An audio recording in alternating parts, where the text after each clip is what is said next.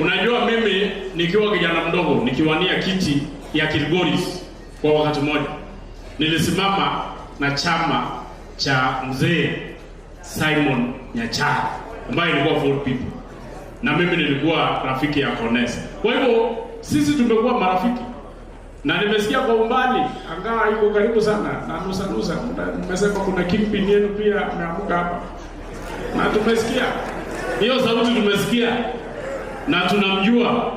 Angaa nilifunga kidogo, lakini hiyo ilikuwa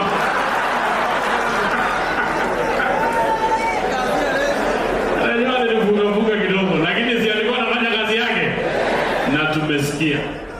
Lakini ile kitu tunataka kusema ni kwamba lazima kama Wakenya tufanye kazi pamoja. Hata nyinyi mkisema sawa, lakini bado pia tutaongea pamoja ndio tufanye nini pamoja, tufanye kazi. Kwa hivyo mimi sitaki niseme mingi. Nataka niseme tumesikia sauti yenu na tutaongea tuone jinsi serikali itakuja kufanya kazi hapa venye inafaa kufanywa kwingine. Hata sisi saa zingine tunalalamika kwamba rais hakai kwetu sana.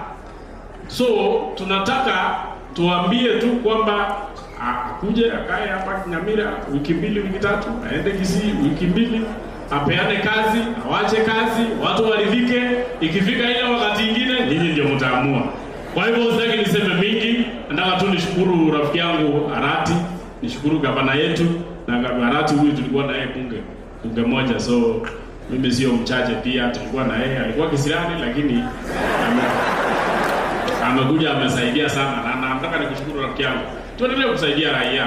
Kazi yetu ni kufanyia kazi wananchi, na marafiki zangu hao wengine tutazidi kufanya kazi pamoja. Kwa hivyo mimi sitaki niseme mingi. Mimi nimeambia nyinyi mimi ni mtoto wenu. Baba yangu alikuwa ameoa Mkisii, bibi ya 3, angaa nitoroka baadaye, lakini kuna kijana yetu